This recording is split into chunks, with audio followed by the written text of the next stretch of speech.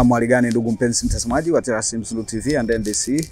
Leo hii tena tuko ndani ya viunga hivi vya shule ya msingi Kabukunje, na lengo kubwa hasa lilotufanya tusafiri umbali mrefu tuweze kufika hapa ndani ya viunga hivi vya shule ya msingi Kabukunje ni kuja kuhudhuria mafunzo yanayohusiana na namna ya upimaji wa KK kwa wanafunzi wa darasa la pili.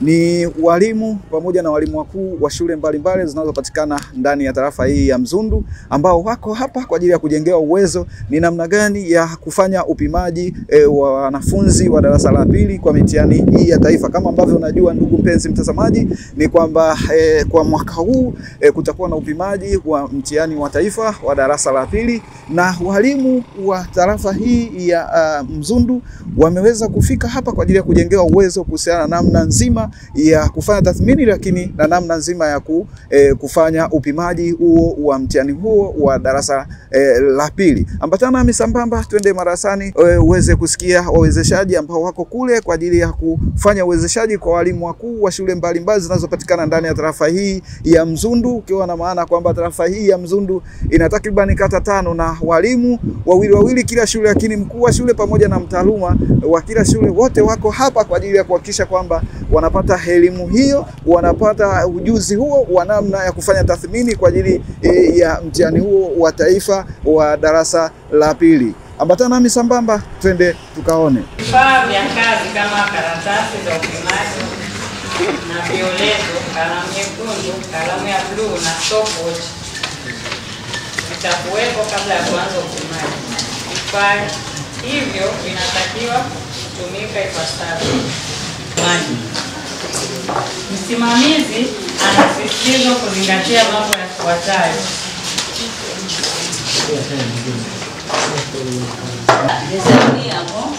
Kazi yako kwenye zana za upimaji.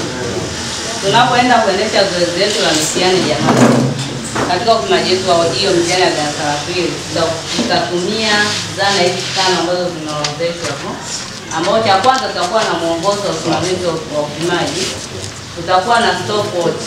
Na maana stopwatch unaweza ukaipata kwenye simu yako, na kila mtu kwenye simu zetu na stopwatch tunaweza kutumia simu zetu. Tutakuwa na violezo, kwa sababu katika mafunzo yetu tutajifunza jinsi ya kupata hivyo violezo, ni kama zile templates zinazotumia. Pia tutakuwa na karatasi ya maelekezo kwa msimamizi katika stadi ya kusoma. Pia tutakuwa na karatasi za upimaji wa stadi zote tatu, yani ile mitihani tutakayotumia sasa kuwafanyisha watoto. Upimaji huu utafanyika kwa kufuata utaratibu wa kawaida unaotumika kuendesha upimaji katika ngazi ya shule. Stadi ya kuandika Basic English Language Skills itapimwa kwa dakika 40 na dakika 50 kwa wanafunzi wenye mahitaji maalum. Upimaji wa kuandika utafanyika kwa dakika 40 na dakika 50 kwa wanafunzi wenye mahitaji maalum. Upimaji wa ujuzi wa kuandika Basic English Language Skills utakuwa na maswali 4 kama yafuatavyo. Swali la kwanza litapima uwezo wa wanafunzi wa kusikiliza na kuandika maneno ya kawaida 10 ya lugha ya Kiingereza kutoka katika umahiri mahususi wa Developed Literacy and Numeracy Skills. Kila neno litakuwa na alama nusu, hivyo swali hili litakuwa na alama 5. Kwa mtihani wa kuandika na Kiingereza utakuwa sehemu moja kwenye karatasi moja. Kwa yale maswali ya kwanza yanakuwa ya Kiingereza, yanayofuata yanakuwa ya Kiswahili. Utaratibu wa kupima ndio kama huu tunaoendelea nao.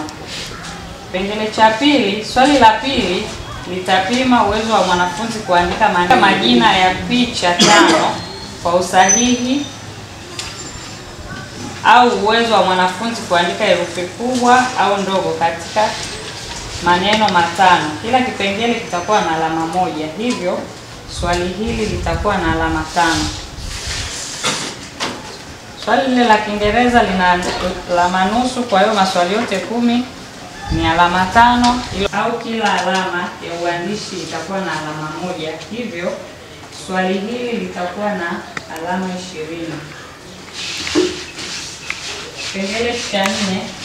Swali la 4 litapima uwezo wa wanafunzi kuandika matini. Mwanafunzi atapanga na kuandika upya katika mpangilio unaoleta mantiki sentensi 5 zilizochanganywa. Kila sentensi itakuwa na jumla ya maneno 4 na kila neno kwenye karatasi, kila neno kwenye sentensi iliyopangwa kwa usahihi litakuwa na alama 1. Hivyo swali hili litakuwa na alama 20. Kwa kwenye stadi ya kuandika na Kiingereza utakuwa na alama 50.